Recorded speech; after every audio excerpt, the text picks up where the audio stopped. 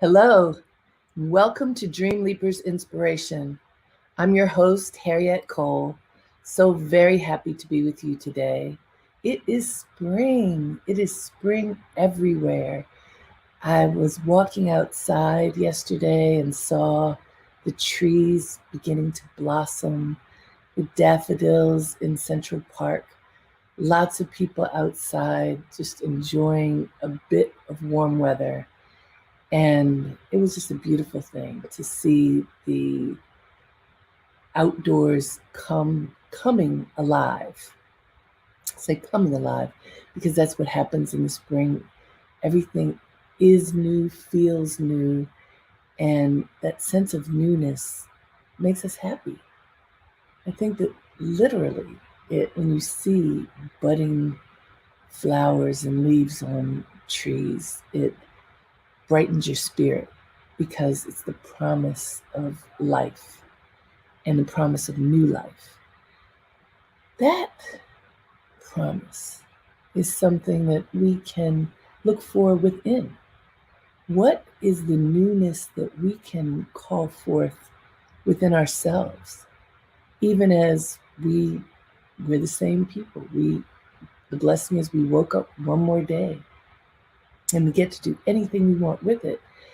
But what can we do if we approach our life with the sense of freshness, newness, and look at how we can cultivate that freshness within ourselves? What happens then?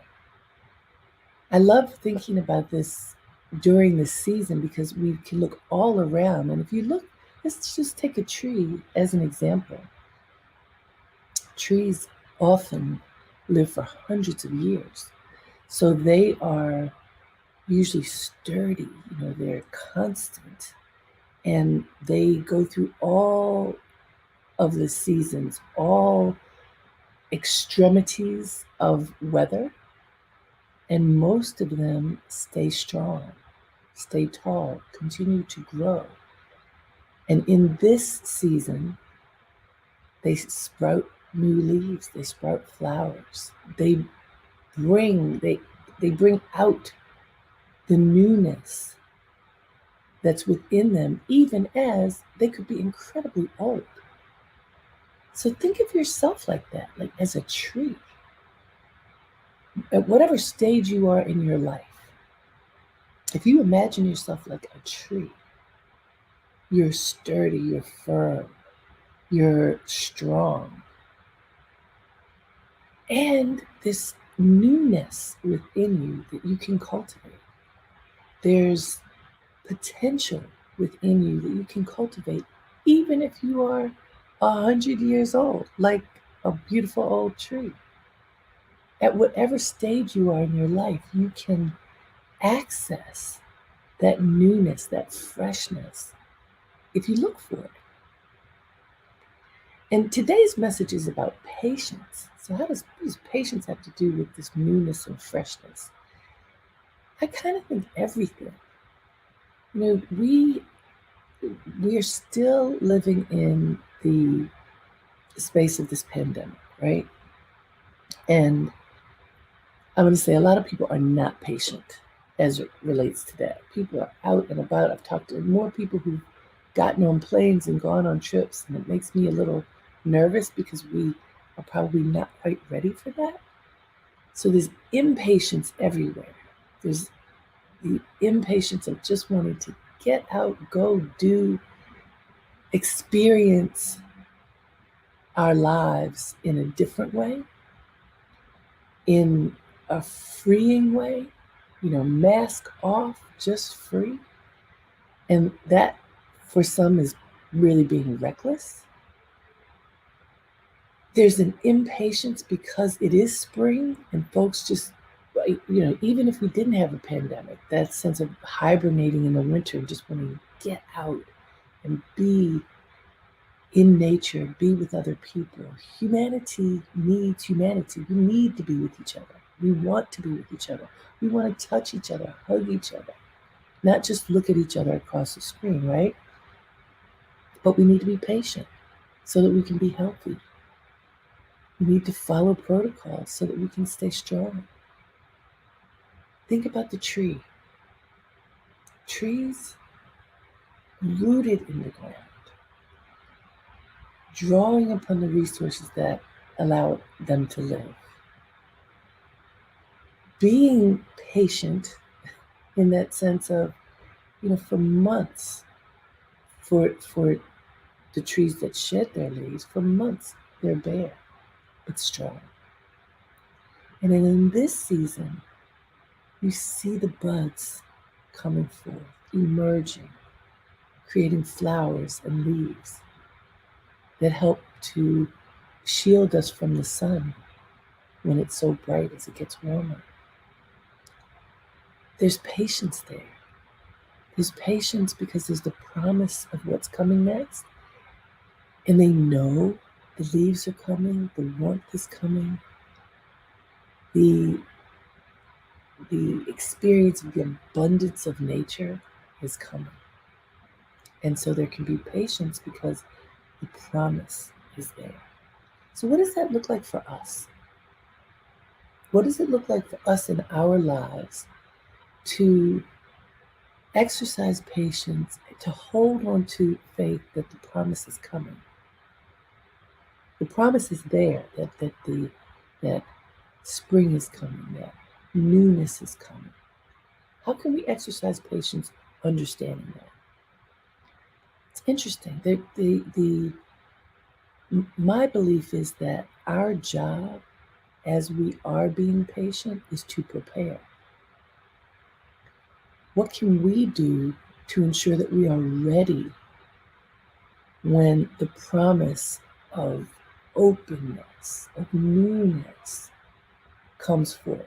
What can we do to prepare? What have you been doing? What have you been doing during this time that we've been in quarantine? To take care of yourself, to plan for the future? What have you been doing? Have you been using your time wisely? Have you been patiently and in a focused manner working toward your goals or not? Have you squandered time? Well, if we're going to be honest, we've all squandered a little bit of time, right? But how much? How much time have you devoted to your goals, your dreams, your heart's desire? How much time have you devoted to that? Think about it. Have you allowed yourself to, your brain to flip here and there and there, and for your emotions to take over, for you to just live in distraction? How many have lived in distraction for longer than you'd like to admit? I want us to think about how we've spent our time during this year, how we want to spend our time moving forward, and how we can move forward intentionally, right? Because I know many of us, myself included, made big goals a year ago. This is what I'm going to do. I'm going to work on this project. Many of us wrote it down. How many of us did it? How many of you did what you said you were going to do? If you look back at your list, I don't know, how many things did you put on it? Did you accomplish any of those things? And if you didn't, it's not too late. As long as we're alive, we still have a chance to work on something that we assigned ourselves to do. We can align ourselves or realign ourselves in making that commitment, the promise to do whatever it is that we said, and to patiently focus on that. See, patience is interesting because we need to be patient with ourselves. If you think about whatever was on your list, did you do it? Let's look at something maybe you didn't accomplish. Pick one thing you didn't accomplish that you put on your list. Now, I want you to invite patience with yourself in refocusing your lens on that thing. What did you say you were going to do that you didn't? Be patient with you now as you recommit to doing it. What do I always say? Write it down. Write down what you say you're going to do so that you can accomplish it. Write it down, put it on your list every day. Break it down into manageable tasks so that you can check them off, feel a sense of accomplishment, and go back to it the next day. Be patient with yourself, meaning focus now on what you said you were going to do for your life. Patiently focus each day on accomplishing something toward that goal. If you do it every day, it'll get done. 100% sure of it. If you focus every day, if you chip away at whatever the goal is, you will accomplish it. If you say you're going to do it and then you don't, then it's just another idea that flits by. With your focus and refocus and attention, constant attention, like watering the plant, tending to the tree. If you stay focused, you get it done. Yeah? It's an amazing thing. And your sense of accomplishment, if you complete a task each day and you can check it off and say, I did that. I did what I promised I was going to do, what I promised myself I was going to do. It buoys you. It gives you energy and makes you want to do the next thing and the next thing. And I promise you that if you plan it out well, you will accomplish whatever the task is. It may take time, but look, we've had a whole year of being in quarantine. In that year, I also want you to look and say, what did you accomplish? What do you feel you accomplished that you're proud of that shows that you were committed to yourself? What? Is there anything? I'm sure there is. Think about it. Because you want, when you can acknowledge something that you've done that was meaningful to you and to your life and to the people you love, it gives you energy. And it gives you energy to be patient with yourself and to stay focused on the thing that you didn't accomplish, right? Because you can feel good about yourself. I did accomplish something. Here's the thing I accomplished. I'm proud of me. I did that. And it was a great thing and it was worth it. And I can check that box off and say, yes, I did that thing that I promised I would do. And here's this other thing. I did tell myself I was going to do this, but I forgot, or I got distracted, or, time just zipped by. And here I am with this task that is incomplete. Rather than feeling deflated, sit up, take a deep breath, promise yourself, tell yourself, I'm going to do it. I'm going to do it now. I'm going to accomplish that thing. That, when you were in school and you had lots of homework, and the hardest homework you put off to the last, and you were always told, put the hardest thing first. Then you can check it off. It's done. And many people didn't do that. And then you're cramming, staying up late at night going, oh, why didn't I listen to myself? Okay, so let's not do that this time. If you put it aside, pick it up now. What is that one thing? That one thing that you know, if you pay attention to it, you break it down into its bite-sized components and you go for it, working on it, and you will accomplish it. What is that one thing you want to do in that way? Let me read you the quote that I found. There are lots of them. All right, here we go. The two most powerful warriors are patience and time. The two most powerful warriors are patience and time. That's from Leo Tolstoy. The two most powerful warriors are patience and time. Think about it. They go together. Being patient means that you're engaging time, right?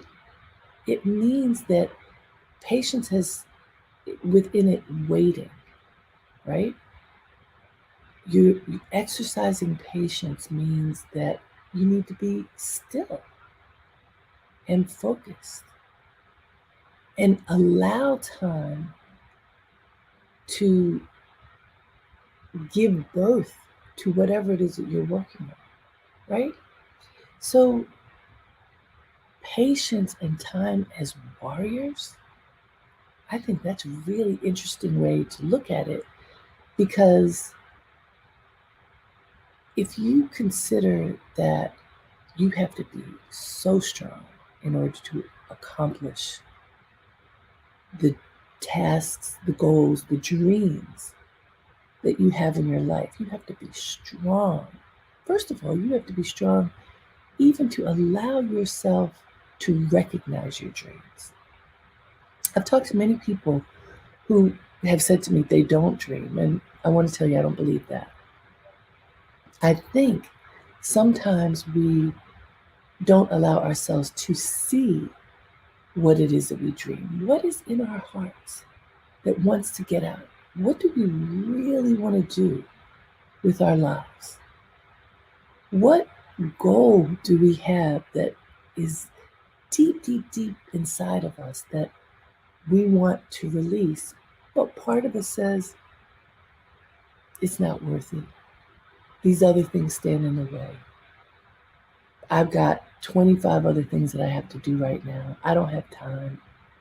Or somebody better than me deserves to fulfill whatever their dreams are. Mine is nothing. It's really nothing. How often do we diminish ourselves and downplay the music in our heart? How often? Think about it. It's more common than you might imagine. When I talk to people about dreams, which I do all the time, many people will tell me, well, I had this idea. I've had this idea for 10 years, but I'm sure it won't work. I'm not, like everybody wants to write a book. I'm not really a writer. There's so many people who are better at writing than me. Or I want to take a trip. Now, we've been on pause for trips, but are you preparing for the trip? I want to take a trip. But I never will have the courage to go somewhere by myself. Or I can never have enough money to do it. If you saved for a year and you weren't going out, then you might have that money to take the trip when traveling opens again for you. Do you see? If you think you can't write, take a writing class. If you think you can't draw but you want to paint something, take an art class. What can you do rather than to diminish your dream, to uplift it, to manifest it? Be patient with yourself. Trust that the dream is worth cultivating. So the patience isn't, oh, you'll get to it eventually. No, the patience is sit with it, draw it out, cultivate it. Be patient with the time it takes to make it manifest, but not, I don't mean patient as in, oh, it's in my head, but I haven't written it down. I haven't claimed it. That's not what I'm talking about. I'm saying claim it. Claim it, concretize it, say it out loud, write it down, figure out the steps that you need to take in order to make it manifest. Be patient with the process. It may take time. It may take longer than you imagine, but that's okay. So here's the story. I knew from when I was 12 years old that I wanted to be a writer. It was in my heart. I knew it. I used to write poems, and I was kind of shy about sharing them. So I would write poems and hide them in a shoebox in my closet.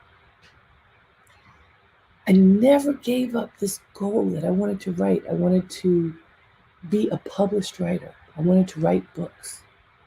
It was just in my heart.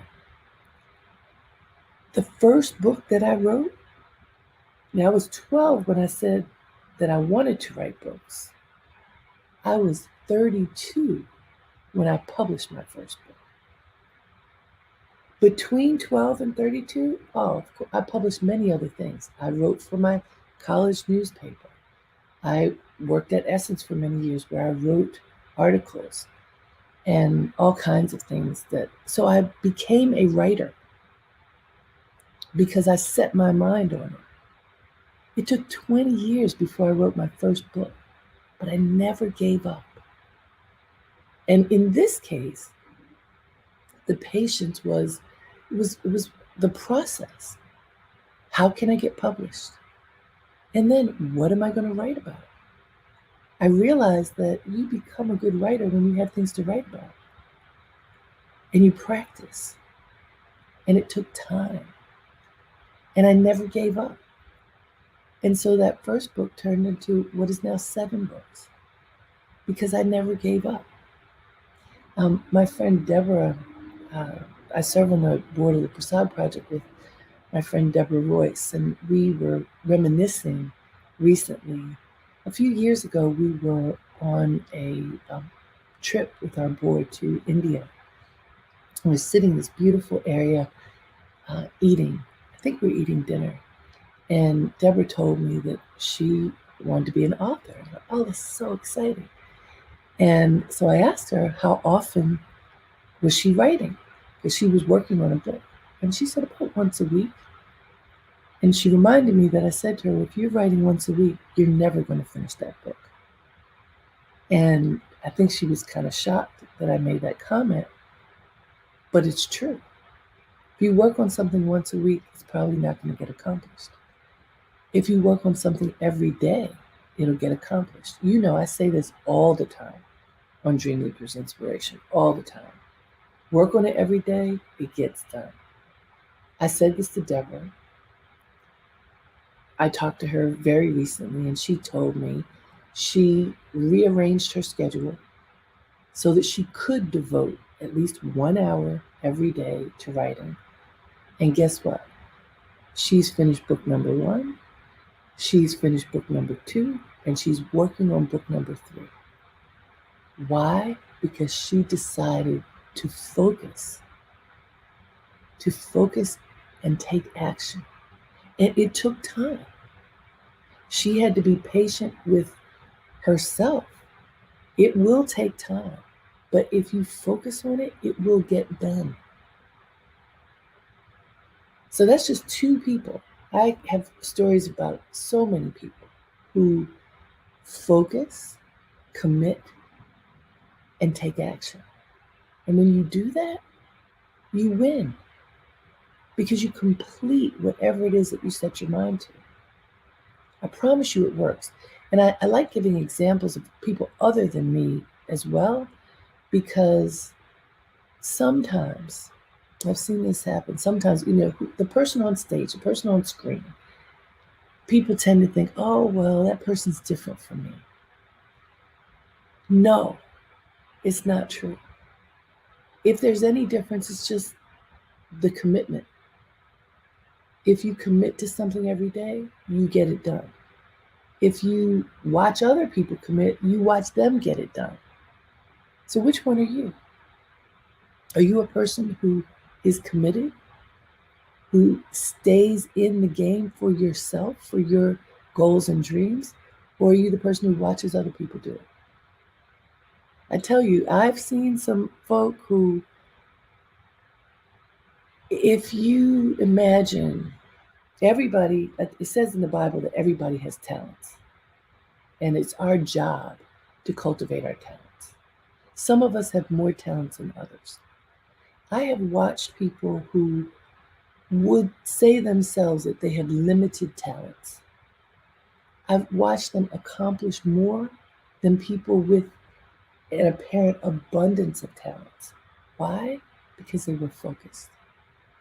They did not allow obstacles to stand in their way. They saw the obstacle. They figured out how to step over it, walk around it, knock it down, whatever it takes, so that they could accomplish their tasks. When I see that, if I'm slacking off and I see somebody who has less opportunity, let's say, than I have had in a particular area, and I see somebody with less opportunity soaring, what does that tell me? No excuse. There's no excuse for not accomplishing whatever it is that you want to accomplish. If you see someone accomplishing tremendous things with far less advantage than you, it's up to us. We need to stop making excuses. We need to instead refocus our lens on what we've promised we're going to do with our lives. And for purposes of today's broadcast, I'm asking every one of us to pick one thing. What is one thing that you told yourself you were going to do over this past year that you didn't do? One thing. Pick one. Everybody. Pick one. You might have a long list. Pick one. And that one thing that you told yourself you were going to do, recommit to it now. Refocus your lens on that one thing. Write it down. And promise yourself that you will focus on this one thing every day until you accomplish it. Break down the tasks that are necessary to accomplish it into bite-sized bits so that you can check them off. When you do that, you feel a sense of accomplishment each day, and that gives you energy to keep working on it each day. If you miss a day, don't beat yourself up, just go back to it. It works. Your vigilance, your commitment to you, your patience, not with you being airy-fairy thinking about it, your patience with yourself that you know you stay committed, you're going to work on it, it'll take time, but you can get it done. Give yourself space to accomplish your dreams. It makes you happy. That's what we all want, is to be happy, right? If you do something for yourself, fulfilling your own goals and dreams, then you can be happy. You can be happy in the process too. So it's not like the happiness comes all the way down the line. I want to challenge us to understand that you can be happy in the process because you are fulfilling your dreams. That brings me joy every day. I'm working on this dream. Look at it grow. Just like that tree we started talking about at the beginning of this broadcast. Look at it grow. If I nurture it, it grows. What have you been spending your time on this year? I'm going back to that question. Have you spent more time on distractions or more time on cultivating goodness within yourself and your life? If the balance has been off, Now's the time to change it. It's not too late. Every day that we wake up, we have the blessing of starting afresh. Think about the trees. Think about the flowers in this season and how they're budding right now. What is budding in you? What are you nurturing, or what can you nurture so that the newness of your creativity and your spirit can emerge? What? What is it? I recommend that you sit and meditate and be still and listen. Ask yourself what that is and listen for an answer. And when the answer comes forth, welcome it. Say it out loud, write it down, and begin to cultivate it. It's such a powerful thing to do, finding the newness inside. What is that newness inside of you? How it may be a new approach to something that you've been puzzling over for a long time. It may be a new way of looking at the dream that has been lying dormant within you, trying to peek its head out, and now it's emerging. Look for the newness in you. Draw it out. Tend to it. Make it manifest. Be patient with whatever that gift is as you are focused and you work on it every day. And I'd love for you to share, what is that dream? Tell me what it is. I want to know. When you say things out loud, when you write them down, when you tell others, it helps to make it real. And when you make it real, it's easier for you to have it grow and emerge into something real and concrete. So call forth the newness in you. Be patient with yourself as you cultivate it. Give yourself time to focus on it. And then let's talk about what it is.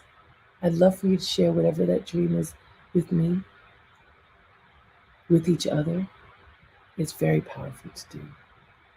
I thank you for being with me in this moment. I hope you are inspired to just bring forth that dream, because the world needs your greatness to be manifest in it.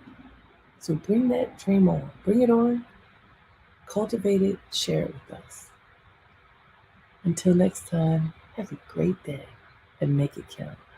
Namaste.